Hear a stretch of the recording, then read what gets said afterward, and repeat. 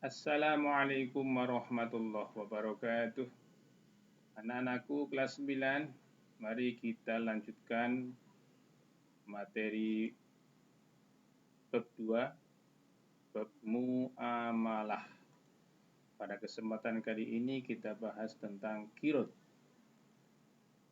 Adapun tujuannya, diharapkan peserta didik dapat mengetahui tentang kirot sehingga suatu saat nanti bisa berbagi dengan sesama untuk mengurangi pengangguran, meminimalisir kemiskinan, dan menciptakan lapangan kerja. Ini sebuah contoh, ada toko yang masih kosong, kemudian ada pemberi modal, sehingga pemilik toko bisa melengkapi barang dagangan. Di sini juga terlihat ada beberapa pembeli, konsumen sedang memilih untuk meneruskan jual belinya. Kemudian, what is the kirot? Yang dimaksud kirot itu apa? Kirot adalah kerjasama pemberian modal untuk usaha dengan sistem bagi hasil tanpa adanya bunga. Kirot ini termasuk simbiosis mutualisme, saling memberi keuntungan antara pemberi modal dengan penerima modal. Lalu hukumnya bagaimana? Mubah, boleh atau jaiz. Meskipun mubah, tetapi sangat mulia sebab memberikan manfaat kepada sesama. Sebagaimana dalam hadis Nabi Muhammad SAW riwayat Ibnu Majah dijelaskan ada 3 pahala yang diberkahi, yakni jual beli yang ditangguhkan, kemudian memberi modal, dan mencampur gandum dengan jeli untuk keluarga, bukan untuk dijual. Oke, lalu apa saja macam-macam kirot? Di sini ada 2. Yang pertama kirot sederhana, yakni kerjasama bagi hasil antar perorangan, antar orang dengan orang. Contohnya di sini, Hamid ingin beternak kambing namun tidak punya modal. Amin punya modal tapi tidak bisa beternak kambing. Akhirnya Amin memberi modal 5 juta rupiah kepada Hamid untuk dibelikan kambing sehingga Hamid punya pencaharian. Ketika nanti waktu tertentu sudah layak jual dan ada laba atau untung, maka laba tersebut dibagi 2 sesuai kesepakatan.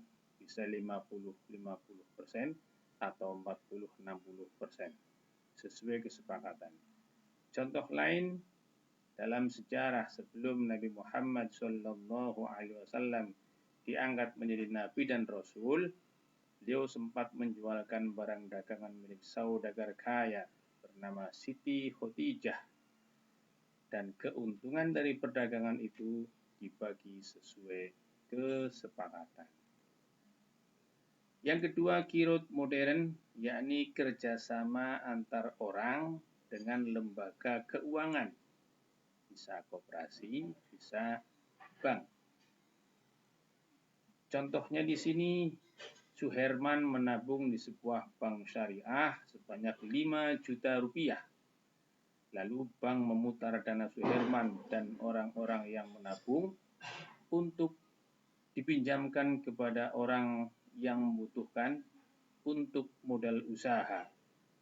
Setelah usahanya selesai dalam waktu yang sudah ditentukan, jika ada untung, ada laba, maka bagi hasil antara bank dengan orang-orang yang meminjam. Karena bank mendapatkan bagi hasil, maka bank juga berbagi hasil kepada Suherman, sehingga tanpa disadari setelah 1 tahun tabungan Suherman bertambah 500.000 sehingga menjadi 5.500.000 rupiah. Contoh lain, Di sini Anisah mau mendirikan usaha konveksi namun modalnya belum cukup sebab lumayan besar. Maka ia meminjam ke bank syariah sebesar 25 juta rupiah. Dalam perjalanannya, waktu yang sudah ditentukan, ada keuntungan dalam usaha Anisah, maka keuntungan tersebut dibagi dua antara Anisah dengan pihak bank. Berapa prosentasenya sesuai kesepakatan. Nah, lalu apa saja rukun qiraat? 1. Pemberi modal dan penerima modal. Yang kedua, ada modal usaha, bisa berupa uang, bisa berupa barang. Kemudian yang ketiga, jenis usaha ini disesuaikan dengan kemampuan penerima modal. Lalu ada keuntungan dan ada ijab kabul antara pemberi modal dengan penerima modal. Dengan demikian, qiraat sangat mulia dan memberi manfaat kepada sesama. Syukron ngafwan. Wassalamualaikum warahmatullahi wabarakatuh.